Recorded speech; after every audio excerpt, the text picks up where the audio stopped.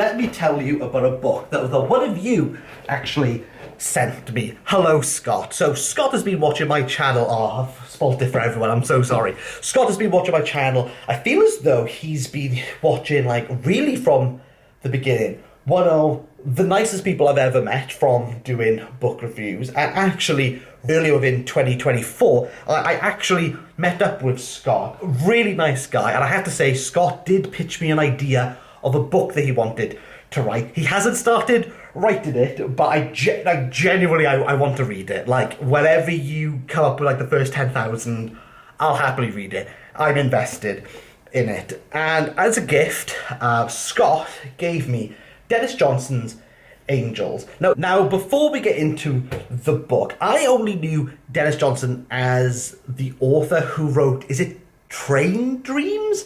I feel as though he's also done a book called Jesus' Sons. I feel Train Dreams didn't win the Pulitzer. Was it the same year that The Pale King by Dave Foster Wallace also did? I think it was a year that no one won the Pulitzer, but everyone really loves Train Dreams. I remember Kieran Reader like really banging on about this, and I really do need to read it. And I will say, having read Angels, Dennis Johnson's debut, I'm definitely interested to read Train Dreams.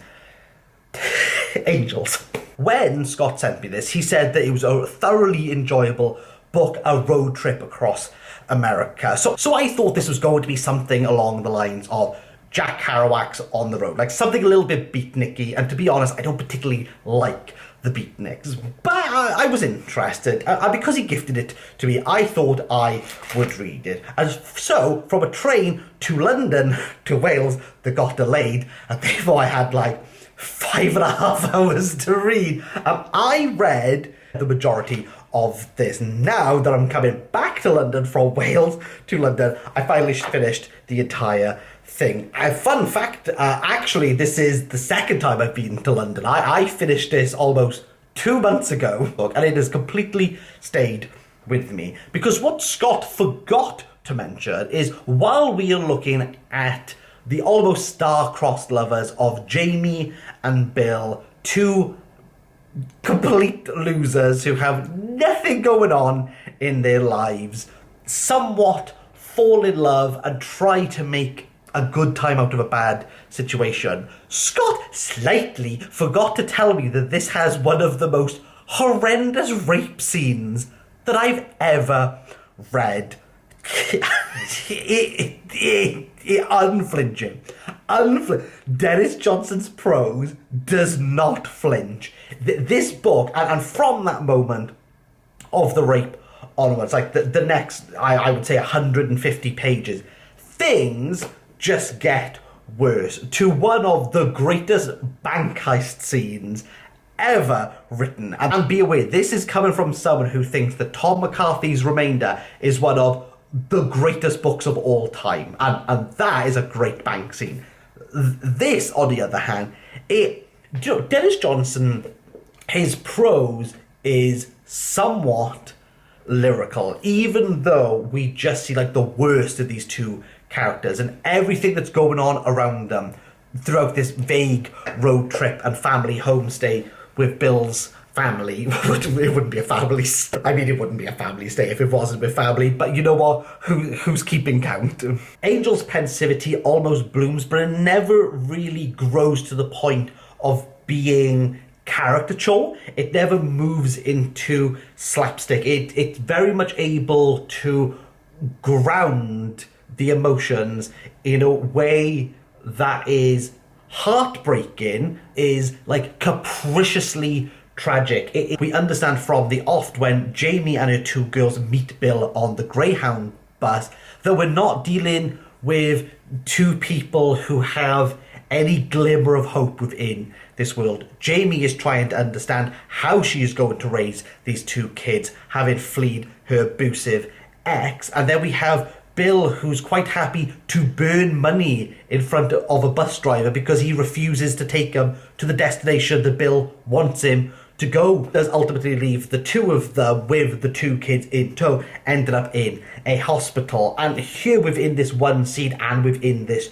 transition, we understand that Jamie and Bill only have each other to rely on. And they are going to, if not force themselves, to make a bad situation into a better one. And force it, they do. And they force it to the point of breaking. And we understand that these characters, while they feel strong, while they feel vindictive, they are not as malleable as they seem. They will break. And at the breaking point, they begin to understand that there's almost no turning back. Like, the road in which they've set themselves down, they either have to completely see it head on or flounder. And see it head on, they do. The ending, even though it could be seen as expected, it could also be seen as the only logical conclusion of what is to happen. It doesn't feel cliche. It doesn't feel as though Dennis Johnson has chosen characters to go down this route for him to end up at a scene. It doesn't feel as though Dennis Johnson understands where the beats of this novel's going to go, and therefore the end feels as though it's the only way for the characters to burn the bridge that they set to cross. It feels as though that's the only way for Jamie and Bill to get out of this situation, even if it means leaving one of them behind.